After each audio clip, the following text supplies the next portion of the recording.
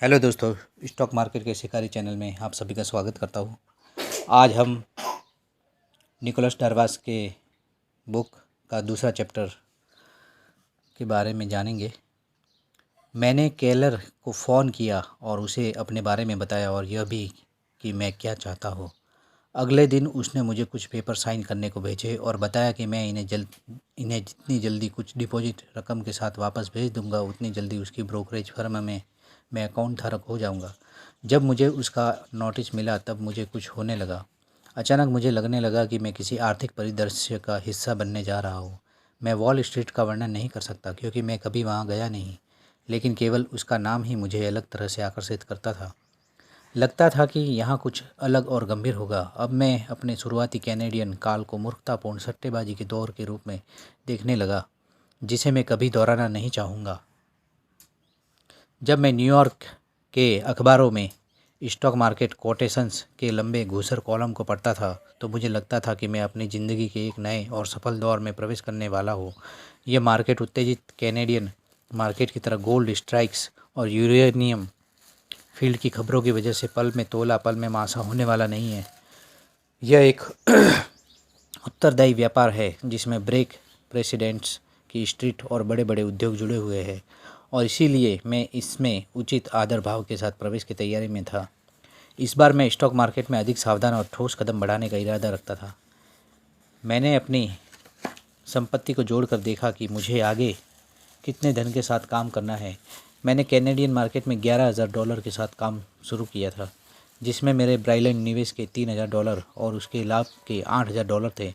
मेरे Canadian operation के लेन then के 14 महीने के बाद ये घटकर $5,200 रह गए थे। अब मेरे पास ब्राइलैंड के बचे हुए $5,800 ही शेष थे। वॉल स्ट्रीट में प्रवेश के लिए इतना धन पर्याप्त नहीं लग रहा था, इसलिए मैंने इसमें और धन जोड़ने का निश्चय किया। मेरे 100 बिजनेस के कार्यक्रमों की बचत से मैंने इस धन को $10,000 तक कर लिया। यह एक अच्छा अकाउंट फिगर हो गया था। मैंने इसे एक ब्रोकर के पास जमा करा दिया। फिर एक दिन मैंने ट्रेडिंग शुरू की। मैंने केलर को फ़ोन किया और सर्वज्ञ बनते हुए एक वित्तीय अनुभवी की तरह ही सामान्य रूप से पूछा कि क्या अच्छा है। मुझे अब समझ में आता, ऐसी पूछताछ एक कसाई के लिए ज़्यादा अच्छी है, और उसे समय केलर मेरे लिए उस जैसा ही था। उसने मुझे कई सुरक्षित स्टॉक के बारे में बताया। उसने मुझे इन स्टॉक के सुरक्षित होने के कई बुनियादी कारण भी समझाए। मुझे ज़्यादा कुछ समझ नहीं आया। मैं उनकी डिविडेंड में बढ़ोतरी, स्टॉक स्प्लिट्स और धन बढ़ोतरी की बातें ध्यान से सुनता रहा। अब ये मेरे लिए बहुत उच्च स्तर की व्यवसायी सलाह थी। मैंने सोचा कि वह व्यक्ति वॉल स्ट्रीट से ही अपनी जीविका चलाता है, इसीलिए इसे जानकारी है। इसके अलावा उसने मुझे केवल सलाह दी है। उसने इस बात पर जोर दिया था कि इसका निर्णय मेरे हाथ में है। इससे मुझे अपना भी महत्व और नेतृत्व लगा। एक दो स्टॉक जो उसने मुझे बताए थे तुरंत ही कुछ पॉइंट बढ़ गए, इसलिए भी मुझे उसकी सूचना पर कोई संदेह नहीं था। मैं अर्जन कर रहा था और स्टॉक मार्केट ऑपरेटर की मेरी क्षमता उसमें काम आ रही थी। मुझे वास्तव में ये मालूम नहीं चल रहा था कि मैं सबसे बड़े बुल मार्केट के बीच में पीस रहा हूँ, और यहाँ समय समय पर पन्नों पर लाभ दिखाना कोई बड़ी बात नहीं है, जब तक कि आप बहुत ही ज़्यादा दुर्भाग्यशाली ना हो। सन 1954 की शुरुआत में मैंने लगातार ये 3 आदर्श सौदे किए, ऐसे सौदे जिनसे मुझे तसल्ली हुई कि मैं सचमुच वॉल स्ट्रीट में हूँ। इस टेबल और पुस्तक के सारे टेबल्स में मैंने कमीशन और टैक्स को शामिल किया रखा है। 200 कोलंबियाई पिक्चर्स खरीदा 20 के हिसाब से $4,050, बेचा 22/78 $4,513.42, मुनाफा $463.42। 200 नॉर्थ अमेरिकन एविएशन खरीदा 24 $4,904.26, बेचा 26 $5,309.89, मुनाफा $405.63। 100 किम्बरली क्लार्क खरीदा 53 $5,390.35, बेचा 59 $5,854.68, मुनाफा $464.33, कुल मुनाफा $1,333.38। आपने ध्यान दिया होगा कि हर लेन देन में मुझे $400 से ज़्यादा का लाभ हुआ। यह कोई बड़ी रकम नहीं थी, लेकिन कुछ हफ्तों में लगातार $1,333.38 के 3 लाभ से मुझे ऐसा लगने लगा कि ये कुछ सुगम, साधारण और नियंत्रित तरीका है। वॉल स्ट्रीट में लाभ के साथ काम करने के एहसास और इस स्थान के लिए स्वाभाविक आदर भाव की वजह से मैं कुछ मूर्खतापूर्ण प्रसन्नता में रहने लगा। मुझे लगने लगा कि मैं अपनी कैनेडियन स्टॉक की अपरिपक्वता खोता जा रहा हूँ और इनर सर्कल का सदस्य बनता जा रहा हूँ। मैं ये बिल्कुल भी नहीं समझा कि मैंने कोई प्रगति नहीं की है। मैं केवल इस बात को छुपाने के लिए कुछ झूठे आश्वासन दे रहा था। उदाहरण के लिए मैं अपने ब्रोकर की दी हुई सलाह को सूचना समझने लगा था। मैंने जानकारियों को सूचना बंद कर दिया था और वैध वित्तीय साक्ष्यों पर आधारित प्रामाणिक खबरों को ग्रहण करना शुरू कर दिया था। इस तरह से मेरी नाव आसानी से निकल पड़ी। अप्रैल और मई 1954 के कुछ शेयर ट्रांजैक्शन की सूची यहाँ दे रहा हूँ। शेयर नेशनल कंटेनर खरीदा 11, बेचा 12.5, 13.25। ट्राई कॉन्टिनेंटल वारंट्स खरीदा 5.25, बेचा 06। एलिस चाल्मर्स खरीदा 51.25, बेचा 55.25। बासी रसीदी खरीदा 24.25, बेचा 26.25। जनरल डायनामिक्स खरीदा 43.25, बेचा 47.25। मेस्टा मशीन खरीदा 32, बेचा 34। यूनिवर्सल पिक्चर्स खरीदा 19, 5/8, बेचा 22.25। लाभ लाभ लाभ। मेरा आत्मविश्वास पूरी ऊंचाई पर था। ये सचमुच कनाडा वाला हाल नहीं था। यहाँ मैंने जो छुआ वह सोना बन गया। मई के अंत तक मेरे $10,000 बढ़कर $14,600 हो गए थे। कभी कभी होने वाले नुकसान मुझे परेशान नहीं करते थे। मैं इन्हें समृद्धि के रास्ते में ऊपर चढ़ते हुए हल्के फुल्के अनिवार्य से अवरोध मान लेता था। साथ ही जब भी कोई ट्रेड सफल हो जाता था तो मैं अपनी पीठ थपथपाता था और जब नुकसान हो जाता तो उसका दोष ब्रोकर के सिर मढ़ देता था। मैं लगातार ट्रेड करता रहा। मैं अपने ब्रोकर को कभी कभी दिन में 20 फ़ोन करता था। जब तक मैं दिन भर में कम से कम एक ट्रांजैक्शन नहीं कर लेता था तब तक मुझे मार्केट में अपना रोल पूरा नहीं लगता था। अगर मैं कोई नया स्टॉक देख लेता तो मैं उसे लेना चाहता था। मैं नए स्टॉक के लिए ऐसे लालायित रहता जैसे बच्चे नए खिलौने के लिए रहते हैं। जुलाई 1954 के आसपास मैं वॉल स्ट्रीट के जिन ट्रांजैक्शन में उलझा रहा उनकी सूची बताती है कि कैसे मैंने बहुत थोड़े लाभ के लिए अपनी ऊर्जा को लगाए रखा। 200 अमेरिकन ब्रॉडकास्टिंग पैरामाउंट खरीदा 100 में, 100 सवा 16 के हिसाब से $1709.38, 100 सवा 17 के हिसाब से $1772.50, बेचा 17.18, $3,523.06, मुनाफा $41.18। 100 न्यूयॉर्क सेंट्रल खरीदा 21.25, $2175.75, बेचा 22.22, $2213.70, मुनाफा $37.95। 100 जनरल रिफ्रैक्टरीज खरीदा 24.25, $2502.38, बेचा 24.25, $2442.97। हानि $59.41। 100 अमेरिकन एयरलाइंस खरीदा 14.25, $1494.75, बेचा 15, $1476.92, हानि $17.83। कुल मिलाकर $79.13, कुल हानि $77.24। इस लेन देन में मेरा कुल लाभ $1.89 रहा।